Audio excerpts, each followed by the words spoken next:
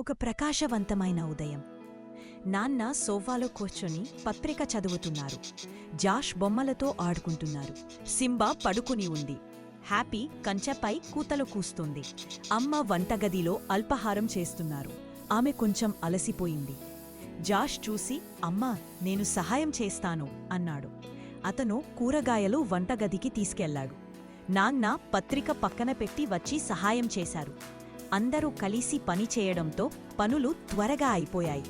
అల్పాహారం తిన్న తర్వాత జాష్ సింబాకు ఆహారం పెట్టాడు.